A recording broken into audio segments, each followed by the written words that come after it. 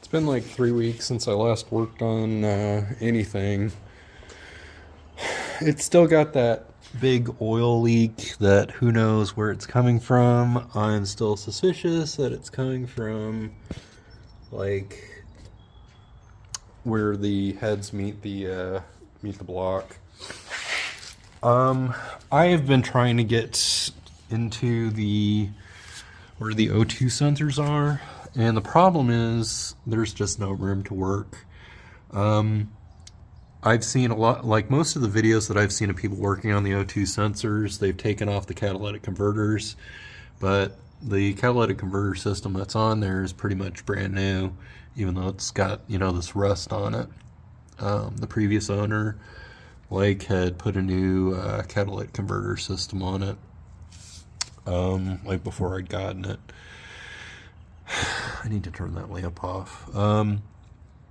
So my next attempt would be to just get the whole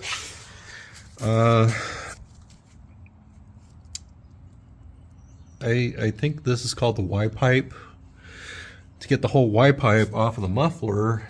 And the problem is I don't have a 15 millimeter deep socket. That's the one socket that I don't have. And I don't want to get a whole new set of deep sockets just to get the 15 millimeter. So I might just get like an SAE set, because there's going to be an SAE thing that's close enough to 15 millimeters that it would fit on there. 5/8 is too big, and it was starting to round off the nut, and it did round it off a little bit, but not to a point where I couldn't get a 15 millimeter socket on there if I had one.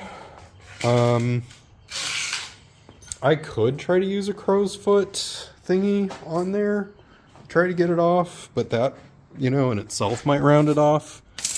I do have a 15 millimeter one, so maybe I'll try that. I just don't like the idea of potentially rounding anything off, because there is no way I'd be able to even get a angle grinder in there, or even if I did get an angle grinder in there, I don't know if that'd see like that. Focus. No, focus deeper in there. That's where the thing is, and I don't have a. It's got. Jeez.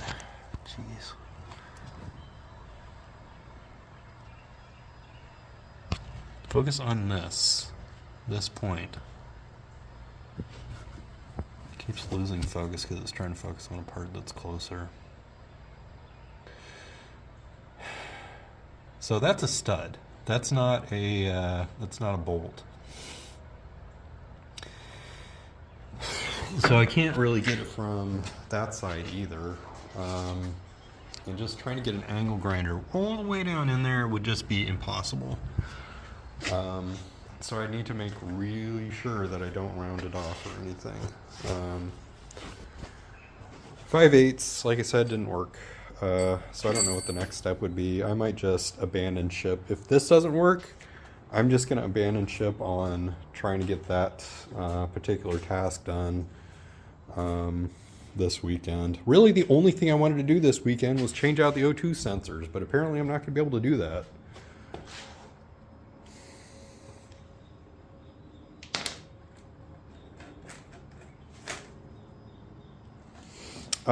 I couldn't find the torque spec in the manual. It probably is in the manual somewhere, but I don't know exactly where. And I don't know what the correct, what the accepted convention is for where to put a lock washer relative to the actual washer. I think it would make more sense to do this configuration versus this one. I don't know. I was able to get the passenger side forward oxygen sensor out, and I was able to do that by putting the O2 socket on there, and instead of coming at it from below, because the exhaust pipe will block that, I had to position the socket wrench from above, in order to get to it. The old one doesn't look like it's like, I mean, I have no idea how to tell an intact one from a damaged one apart. But I did get one that's, you know, specifically for the forward oxygen sensor on the right and left hand side. But I'm just not going to be able to do the same thing with this side just because it's impossible to get like the little dongly thing on there. So I'm just going to have to completely take off the Y pipe, I think, in order to get to that one. I can struggle with it some more, but I just don't think it's going to happen. If I'm ever able to get that off, the thing that connects the exhaust flange to the exhaust pipe, that thing is 30 foot-pounds, and the thing that connects the exhaust to the Y pipe, I think, is 50 foot-pounds. People didn't know for sure, but that's what I'm going to put it in there at.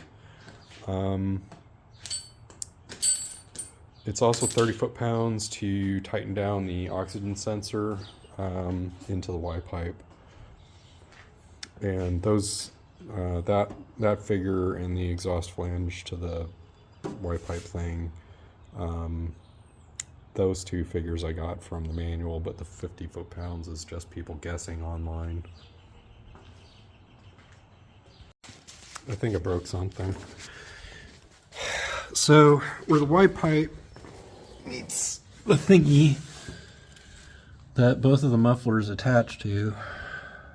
Wait, is there really only one muffler on this thing? There is.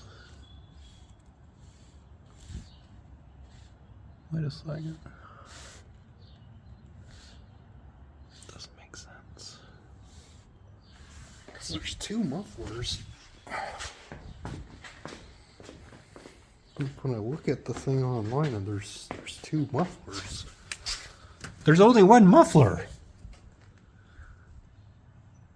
There's just the one. I thought there were two. I mean, I know there's like space for another one to be on there. Interesting. Okay, fine. So I broke the one muffler. The one muffler that I've got.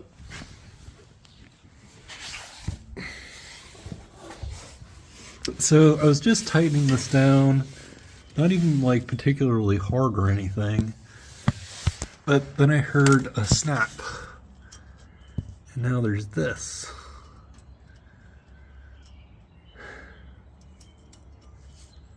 So I think part of the flange broke off. Like, you're supposed to tighten it down to 50, and I hadn't even gotten there. And now it's like broken. Like, I think it's split. Like, there's a vertical split that goes back this way. I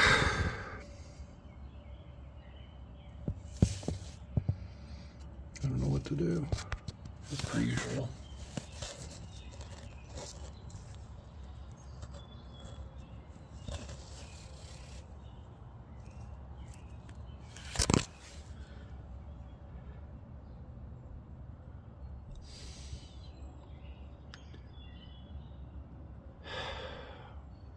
I could get, alright, so they make muffler tape, but then the muffler tape is going to be like pinched in between there and there. What if I just get a new muffler? Because I know it's got a whistly thingy. Like there's air leaking out of it somewhere. But who knows, that air could actually be leaking out from around here.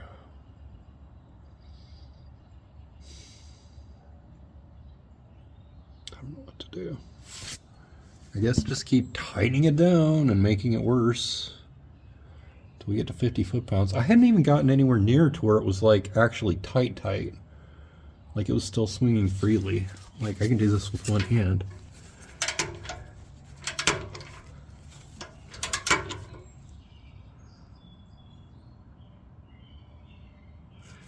I'm just gonna keep going and see what happens. Okay, so just like everybody else does, I put anti-seize compound on it, then was able to torque it down to 30 foot-pounds. Sprayed soapy water over the Y junction to muffler thingy. I'm gonna look up and see if, like, what the point is of having two mufflers versus one. I'm guessing it's just you have less pressure maybe on the exhaust system, like, and that's a good thing. Like, ideally it would just be a straight pipe, but it's not. Oh, also, I forget, I don't know if I've mentioned this before, the muffler doesn't have a heat shield on it.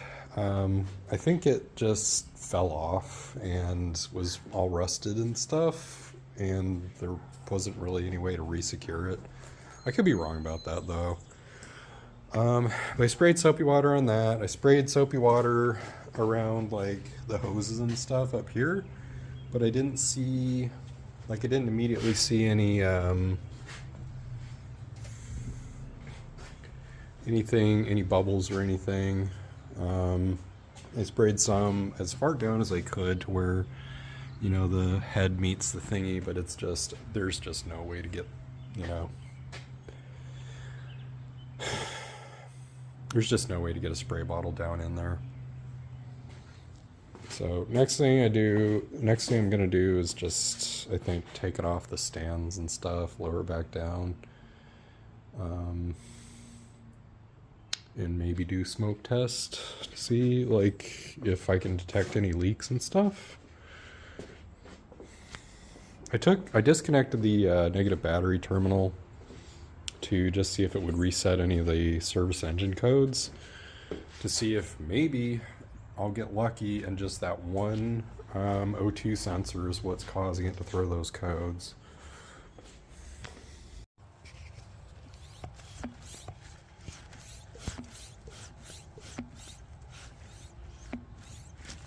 Is anything happening?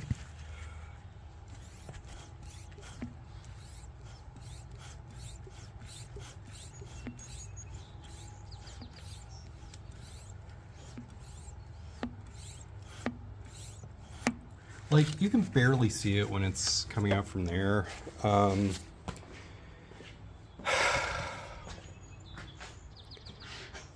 This is not the best constructed smoke jar that's been made. The problem is that this stuff, the red stuff, is preventing the hot glue from really adhering to the actual metal, like, of the pickle jar and stuff. So I think maybe my next move is to try again with a different jar that way, and just redo the whole thing with actual hot glue, because the hot glue is just not staying on there at all, and that means that there's less dense smoke that's being made, which makes it harder to spot anything that's being produced. So these things are just not like, there's no airtight seal there, and on top of it, they're kind of getting these tubes are getting kind of melted by the hot glue soldering iron. So, places that I've tried plugging the thing into to see if, like, there's any smoke coming out. The dipstick, disconnected this thing and put air through there. Disconnected this thing, put air through this. This whole thing comes out there. I propped open the throttle body with a wrench and put a glove over the throttle body and poked a hole through it and put the tube of that end, hooked it up to that, and put smoke through there, and disconnected this thingy and put smoke through there. Like, you can still see the smoke, it's just kind of, I have to like pump a lot through there for it to really be seen. I tried connecting it to this thing and pumping it through there. I disconnected this and sent it through there, and also through that way. So it doesn't look like anywhere, at least with the equipment that I've got, that there's any leaks anywhere. So I'm gonna reconnect the battery, take it off the stands, because I wanted to see if maybe it was leaking from like the oil pan or anything down there.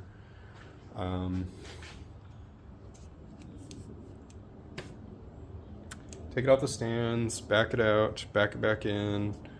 That way I can kind of get a better idea of where the leak is coming from, like where the leak back here is coming from.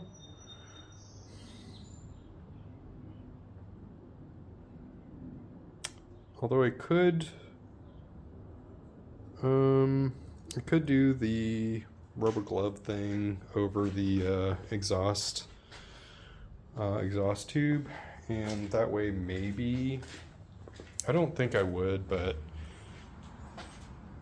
maybe I'd be able to see where on the exhaust manifolds there's a vacuum leak. Because I know the guys said that there was one somewhere. I could just try hooking it up right now. So I'm going to do that next. I'm going to try to see if I can hook this up to the exhaust, if it's cool enough, and see if maybe I can tell where any of the exhaust manifolds could be. I just don't think there's going to be enough pressure going through the system for that to work though. Okay, I got it off the stands, backed it out, put it back in.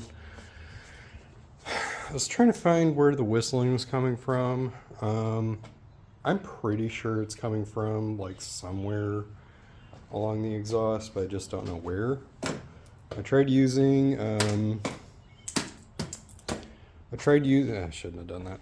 I tried using my stethoscope, mechanic stethoscope, and I tried using this tube to try to see if I could figure out where it was coming from, and just I wasn't able to do any kind of warmer, colder, kind of thing to try to figure out like vaguely what direction it was in, or if it was even coming from the muffler. So I think if I'm going to get that diagnosed, it's going to have to be from somebody who's actually got a lift and is able to, get it tracked down more closely than I can. This is where there's like a hole, this goes all the way into the inside of the car. So at some point I'm going to have to fix that. It's not going to be today though. I don't want to even try to do it today. So I think just next thing I'm going to do is just clean everything up. I've got to buy some deep sockets so that I can get the exhaust system off. I'm going to need to do that, I think, maybe, possibly. I at least want to have the SAE set, maybe. I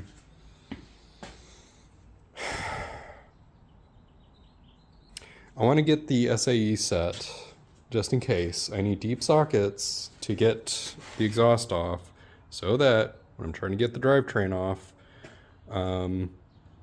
the drive shaft off, I can actually, if I need to maneuver around there, then I'll have that on hand. But if I don't have the 15mm thing or the SAE equivalent to that, and I need to get the exhaust off, and I've got all the tools and everything, I won't be able to do anything until I go out and get the tools, and that's just more wasted time. So I think this week I'm probably going to try to see if there's an SAE equivalent, or if there's not, then I'll just have to get another 15mm deep socket.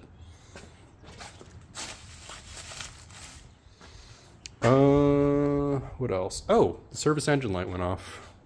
That could be because I just disconnected the battery and reconnected it. Or it could be because it actually is fixed and I don't have to worry about it anymore. That's at least one thing down. There's still the mystery of where all that oil is leaking out from. You know, I'm thinking it's just, oh, this means there's an entire engine rebuild that needs to happen. But before I do that, I'm going to do, you know, the leak down thing, or what's the other one? The compression test, and see if, you know, maybe with that attachment, the leak down test attachment, if I'll be able to tell if there's any oil that's being, you know, that's shooting out because it's a compressed system, you know, more highly compressed system than, actually no, that wouldn't make sense. It wouldn't be any more compressed than it would be if there was actually ignition going on. I don't think. I mean, it couldn't hurt to get that thing to try it out, because it's a rental and I'll just be returning it right after. So at least we got one thing potentially done. Just a lot more difficult things ahead. I wish, you know, I kind of wish there had been a vacuum leak, just because, or some kind of visible leak on the exhaust manifolds, because otherwise it's like, okay, the mechanics are saying that there's a manifold exhaust leak somewhere, but they didn't say which side, and they probably wouldn't even know. Like if I had asked them to, they would have said, well, in order to do that, we would have to get a smoke machine and try to use the smoke machine, and then they'd try it out and they'd go, well, we still don't know, but we're still going to charge you for doing a smoke machine test. So I'll just have to wait and see if the check engine light comes back on. Like if it doesn't, then I'm not going to bother like, you know, getting another, like trying to take the O2 sensor off of that side. Like I'll change it out when it needs to be changed out, and I'm not going to like go through all that trouble if I don't have to. This is to hold the flange yoke thingy in place while I'm tightening and loosening the pinion yoke nut thing. This is 1/8 inch hot rolled steel, like it's 1/8 of an inch thick, and it's a 3 foot length of it. So I took a 1/2 inch bit, yeah, that's a 1/2 inch bit, and went all the way through it, lubed it up with some thread cutting oil, and I used a titanium bit to just get the hole started to where the larger bit could go through. The center of these holes is about 62 millimeters apart. So if I've got the measurements of the bolts correct, then that should work, and I'll have this ready to go when I start working on it next week. My plan is to get the stuff that I'll need, like all the rental tools, on Friday, and as soon as I get home from work on Saturday, I'll immediately start working on it. I'm going to keep these in case I need to like reference like the paint color later on. I shouldn't have taken these off, but no, I've already done it. So it's Sonic Blue.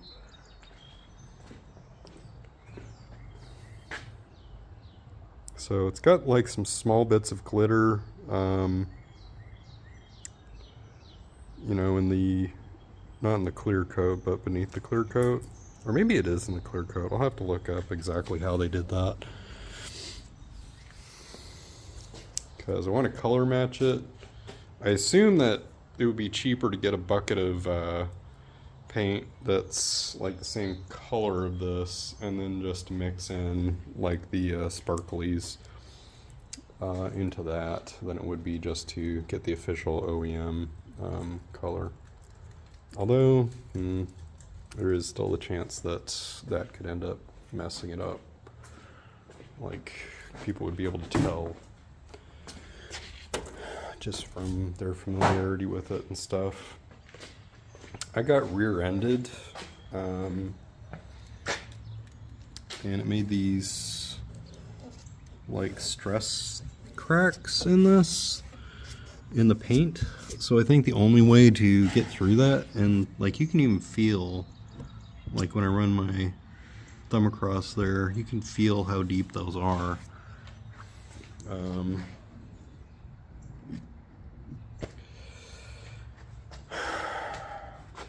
So I think the only way to get rid of those would be to either completely get a new fiberglass bumper, because that's not steel, it's fiberglass,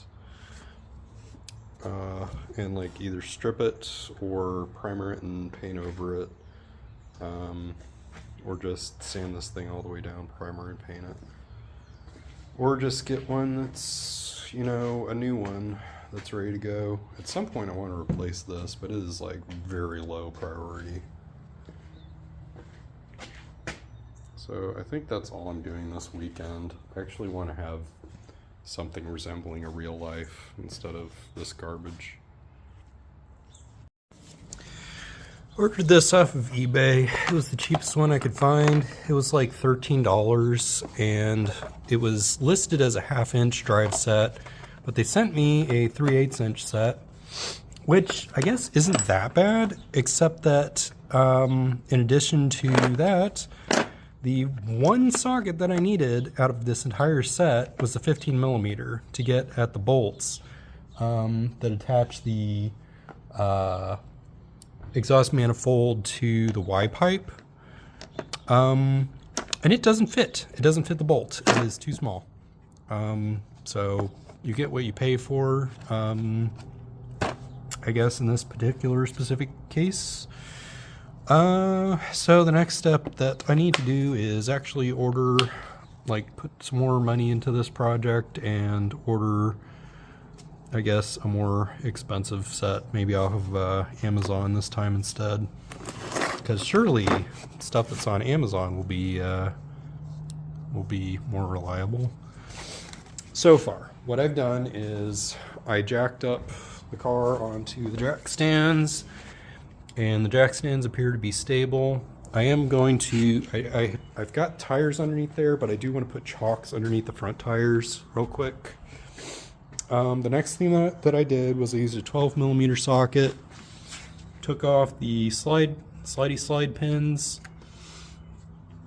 The next thing that I did after that was I took a 15mm, was getting ready to just, you know, try out my 1/2 inch socket set to break the bolts on the caliper loose, except that the 15mm socket wouldn't fit over it. So that put the brakes on the brake calipers, on taking off the brake calipers. So instead what I'm going to do is just use the adapter and use my old 15mm shallow socket, or it's not really a shallow socket, it's just not, you know, a deep socket. I just used a pry bar once I took out the slide pins to take off the thingy, and I'm just following along in this one video. It's on YouTube. Taking everything off is the easy part. It's just getting the torque specs and getting everything back on. That's the hard part, because you get less flexibility and stuff. You know, there's less room to maneuver a torque wrench, I think, a lot of times.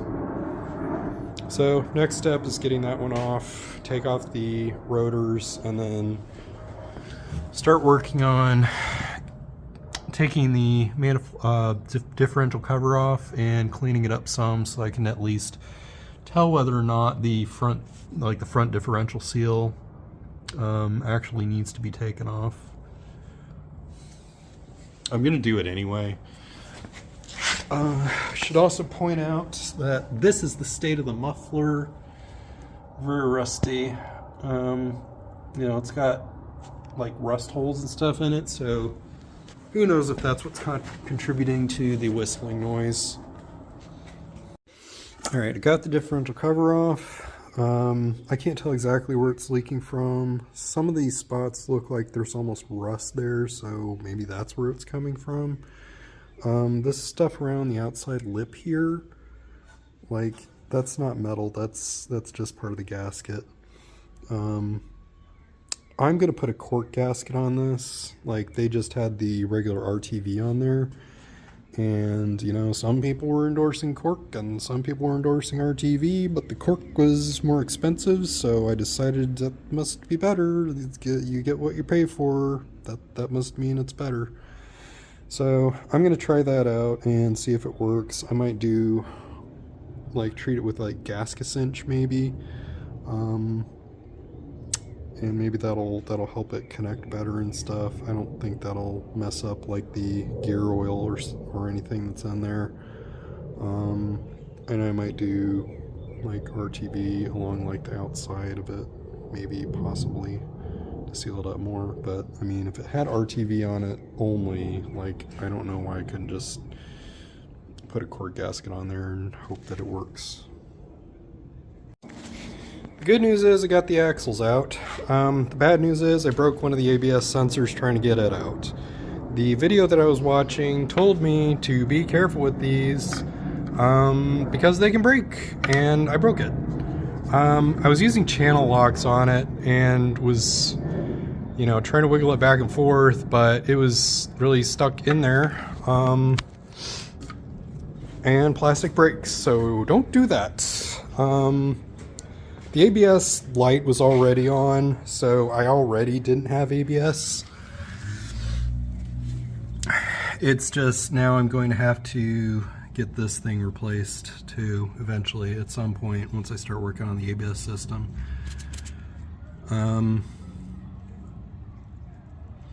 So I, you know, got some of the, like, it, I guess maybe the angle of it or something, like it got wedged in there wrong.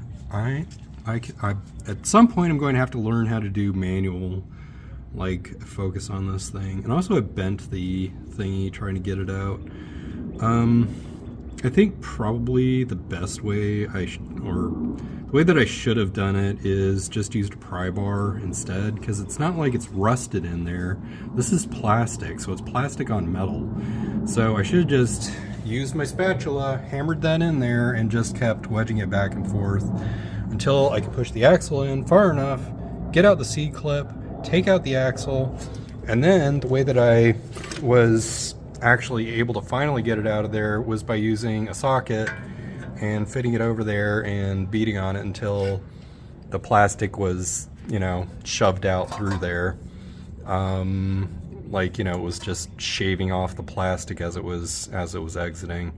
So the only reason why I took it out isn't because I plan on, like, gluing it back together, although maybe that's a possibility, like a temporary fix.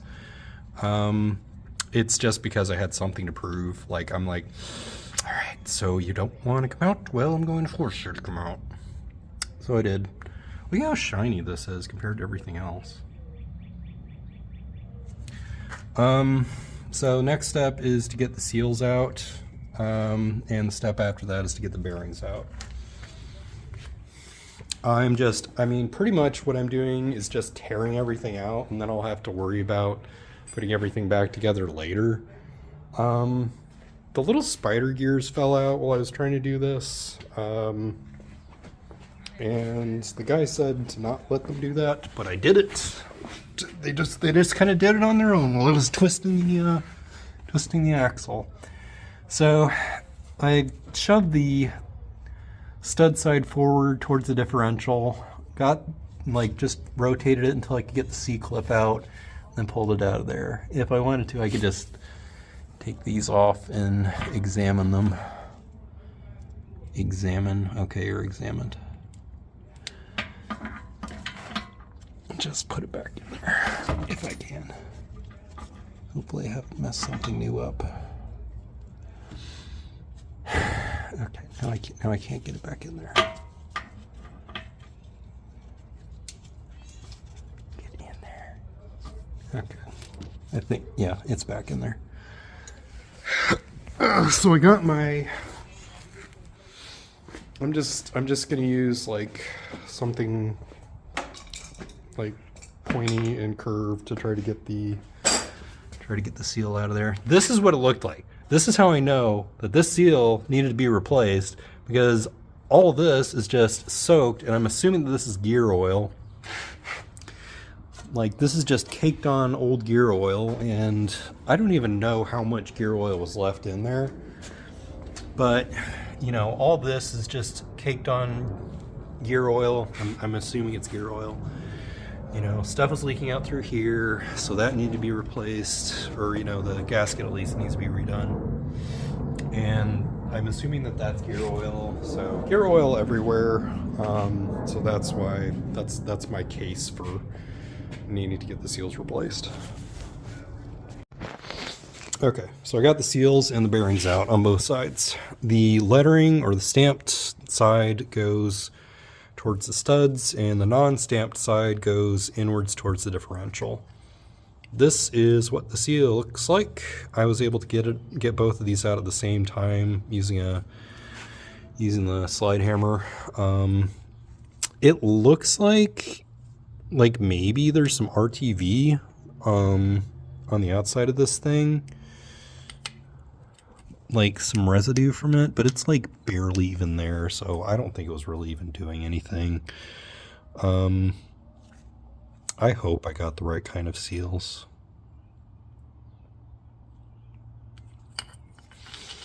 But I've got the thingy in the freezer, so hopefully it will have frozen up enough to where I can just barely push it in. It'll just fit fine, and I won't have any trouble, and I won't even have to use the bearing installer. I'm going to clean as much of this off as is sensible, just because I want to know in the future if it's leaking again. And I can't really do that if it's got all this old stuff on there. So that's my next step. Gotta clean that thing off, gotta clean that thing off, maybe clean the rotor, definitely clean this off. A lot of cleaning. Okay, I'm done for the day. I'm not done with the project. Really the whole point of this weekend's work was to get the gasket on the differential replaced and get the seals on both sides of the axles replaced, and the bearings along with that. So when I put the bearings back in, I made sure the lettering was facing out this way, and I just drove it in with a bearing press installer thingy, like that you beat on with a hammer. So that wasn't as hard as I thought it would be. It just took a while. And I checked it to make sure it was actually working the way it was supposed to, by putting in the C-clips, like with the axles and stuff. And then I took the axles back out, and then I put the seal in, and then I took the axle back out, and I took the axle back out, put the seal in, lubed up the bearings and stuff, and then I installed the spider gears back in, and I installed the, that took a while to just figure out, like, you know, to make sure that they're opposite each other. But I did that, and then I put Loctite on the pin that fits into the, like the spider gear pinion lock thingy. But the problem is that there's just no clearance, so I wasn't really able to get a lot of leverage. I wasn't able to get 22 foot-pounds of torque in there. All I was able to do was just kind of tighten it down with like a 8mm wrench or, you know, and stuff. So that was kind of disappointing because I wanted to have it torqued down to 22 foot-pounds, but I couldn't do that. There's just I tried to use this thingy, but just there's no way to angle it to where it's supposed to go. So yeah, tomorrow. Oh, I also went ahead and wire wheeled this thingy to make it all shiny, and it's flat as far as I can tell. I need to make sure I don't forget this thingy.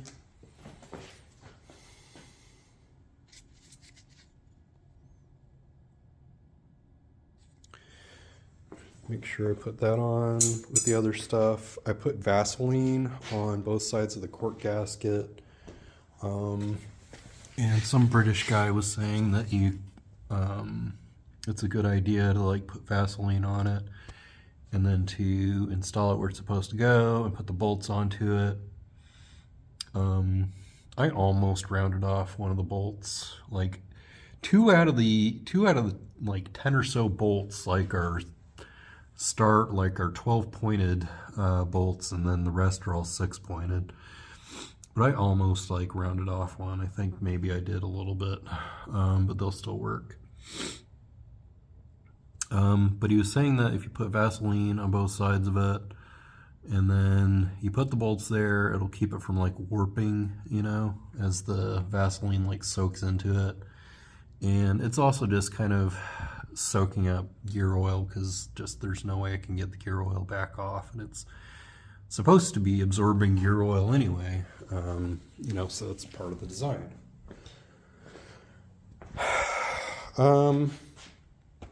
So I still want to clean up this and put caliper grease on it.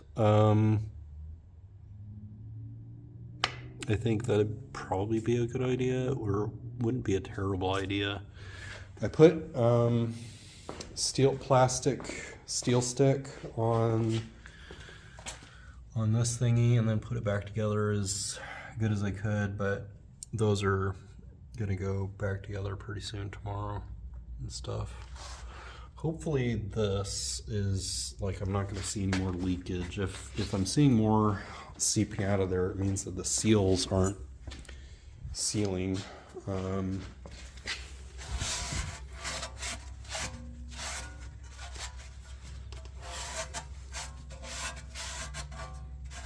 And the seals that I got don't look exactly like the old seals that were on there. Like the old seals like kind of had a lip on them and stuff, but the new ones that I got didn't have that. So hopefully everything will be fine with that, and there will be no more worries.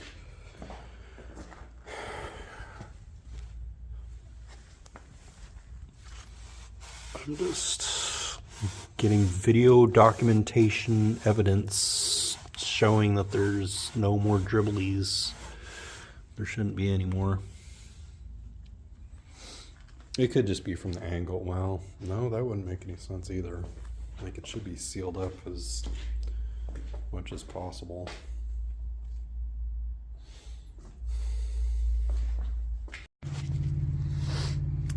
As per usual,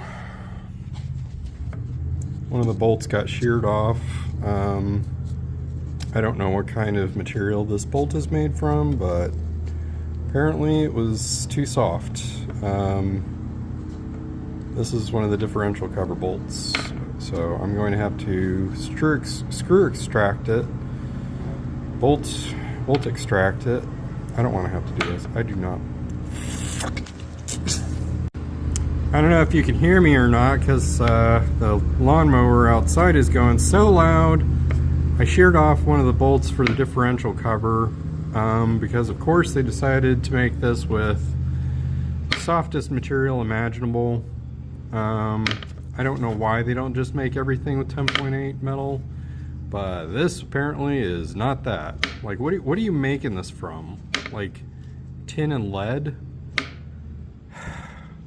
So I don't want to have to do this. I do not want to have to bolt extract this and buy a new bolt and measure the new bolt and everything. all while living with the fact that it's entirely possible that it will start leaking at the spot where this bolt is. I hate this. I freaking hate this.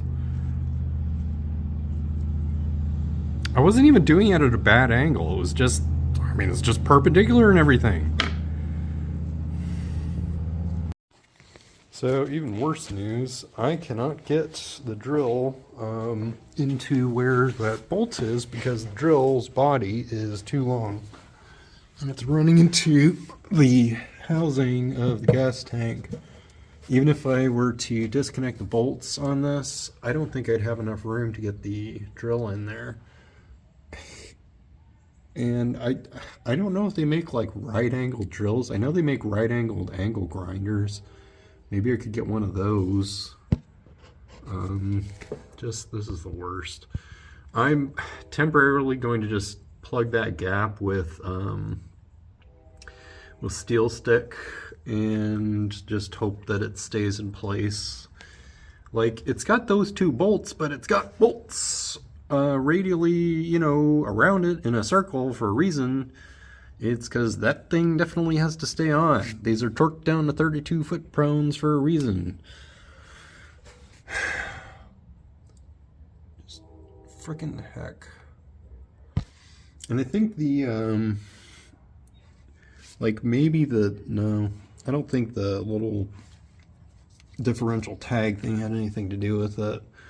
Like, maybe I could get an adapter that would, like, for my wrench that would help with this, but I think you kind of even need to have a, like, the way that I've used these in the past is, like, I've used just a regular drill bit to drill a small hole to get it started, because this thing isn't enough to, you know, make a dent in the metal. You just have to start further back, you know, by going from a small drill bit to one of these, and then, you know, finish it off with this side.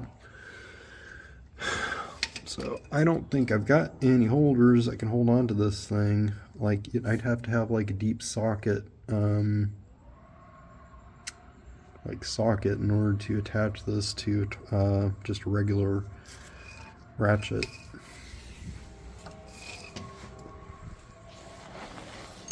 This thing is also too bulky to fit in there. So potentially I'd be able to do this with this bit. It's a 1/4 inch socket. The problem, like I said, is that, like, you'd have to have a drill bit in order to get it started in this, because as you can see, it was not a flush, clean break. This is something that was like a really uneven break to it. So there's no flat surface really for it to grip onto. Like, I could use like one of those hole punch thingies, you know, that you use to, like, that you hit a hammer with and it's got a spring. And that just gets like a, you know, a dent started for you to get progressively larger drill bits into. Just the problem is that those things are cylindrical, and this is not, you know, I don't have anything that can hold on to it like that. Just everything is going to be, you know, too long to fit in that gap. I don't know what I'm going to do aside from using the steel stick to plug up that hole. And even then, I don't know if that's not going to do anything, because liquid isn't going to go through where the bolt hole is. It's going to go everywhere along that stretch in between those two bolts, because there's nothing holding that thing down.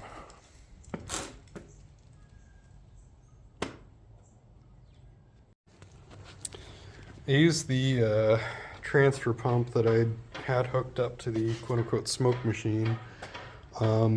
They said that you can clean it out with like detergent. So I think what I'm going to do is, after this thing has drained out and I've wiped it out and everything, I'm gonna fill it up with some soapy water and then just pass it through this thing and cycle it through like several times. As for the residue of the soapy water, I guess I'll just dump it in the alleyway, because I'd have to drive all the way to the dump to get rid of this stuff. Actually, I've got some, liquids that I'm going to dispose of, but I think for something that's watered down sufficiently, I don't think that a few drops are going to destroy the environment relative to gigantic industrial dumping by the bajillions. What was I gonna do next? This thing is, I looked it up in the manual and it says 25 foot-pounds. Other people were saying it was 22 foot-pounds, but I think it's 25. After that, like, I did the grinding with the wire wheel on that and on various places, mostly just so I can see if it's still leaking. So I just have to hook everything back together next. And I just put some steel stick stuff right where that bolt hole is, but who knows if it's gonna leak or not. All I can do is just take it for a test drive and see if it'll leak. I assume once it gets up to a hot enough temperature, it'll start to show, because it'll thin out and then it'll be able to escape. And if it's all sloshing around from the turbulence and stuff, it'll get up to that top right quarter, and it'll start leaking out through there, possibly. Okay.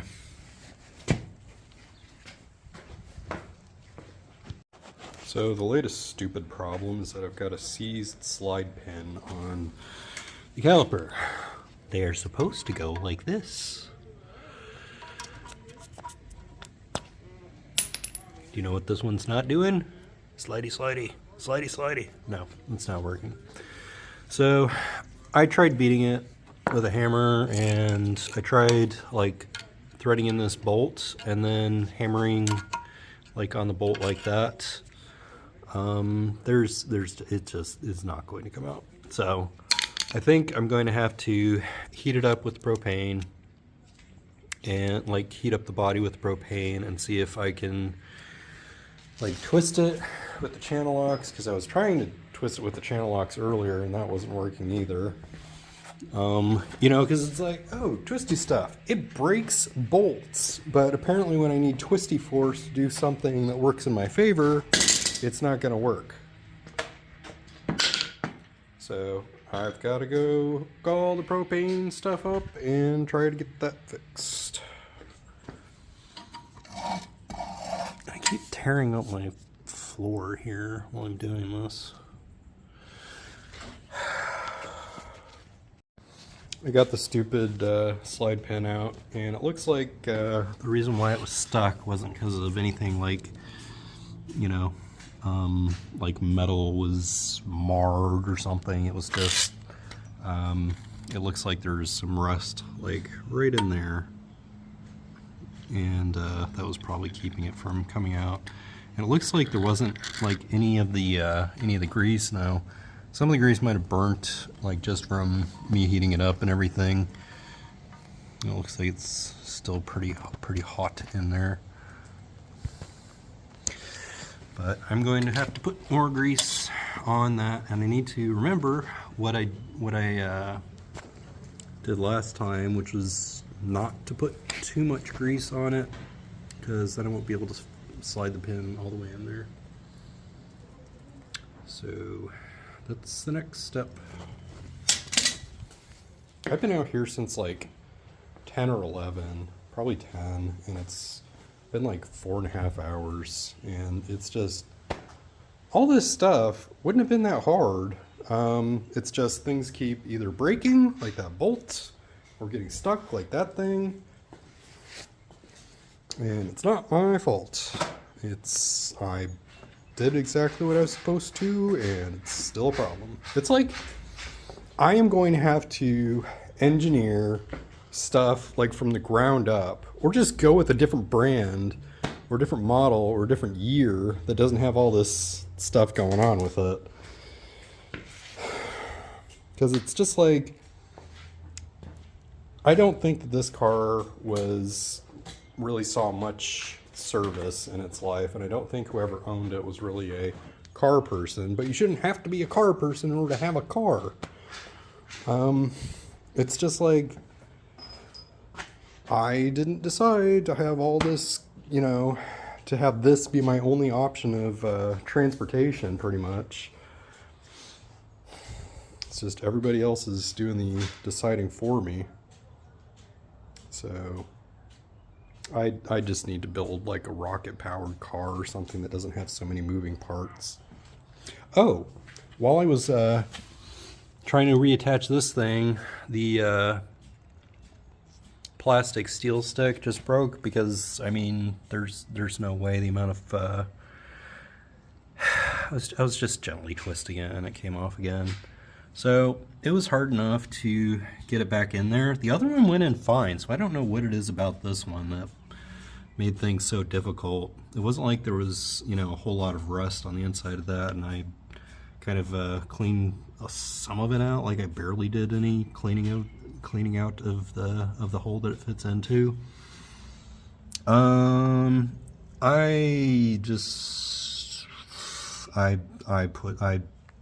went overboard with the Nutella. So this is getting thrown out. I'm not worried about the ABS sensor because there's no way that thing's coming back out. I had to hammer it in order to get it in there to begin with, so I'm not worried about that.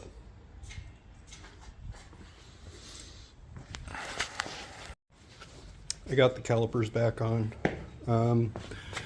So the ones that hold the bracket on are 76 foot-pounds. These are 22 foot-pounds. I pretty much just like kind of tapped with the hammer to get it into place and kind of jiggled it around with the spatula on a stick. Got this all anti-seized because this has, ow, I just cut myself on this, or at least abraded myself. This has gotten stuck on there before, and it took somebody with a big sledgehammer wailing on it in order to get it off.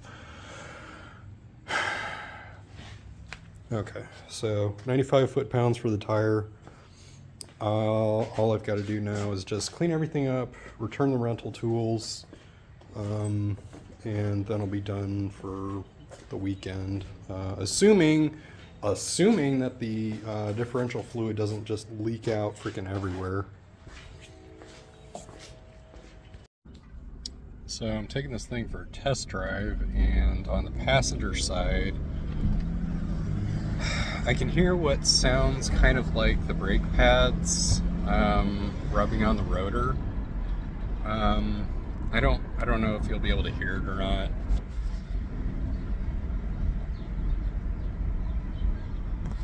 Like, you can only hear it when I'm passing by a building, you know, and the echo is, you know, I can hear the echo on the passenger side of that sound. So it's like a shika shika shika shika shika shika shika. And it sounds like, you know, it's a scraping noise.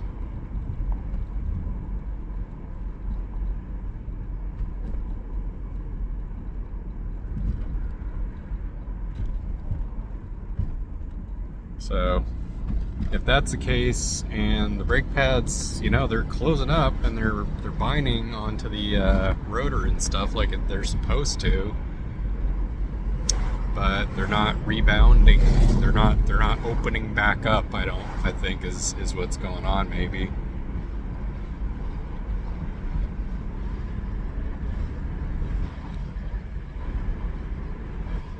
So I don't know how to open them back up. Maybe I'll have to take off the wheel, scooch it, you know, scooch it so it's further out, like so that there's more space. But I think there's really only one way that you can put those pads in there. So I don't know. For the umpteenth time, I don't know what to do. I got a pretty much identical set from off of Amazon instead of eBay. I mean, look at this. This is the same manufacturer and everything. The difference is that the one that I got off of eBay has some bigger sockets, and this one's got some smaller sockets. So I've got some duplicate sockets now because I've already got these in a different form.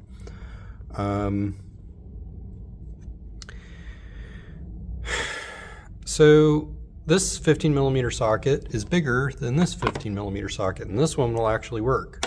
So this one's actually useful, whereas the other one is not. This one is pretty much just garbage, and I can't get the seller to accept it as a return.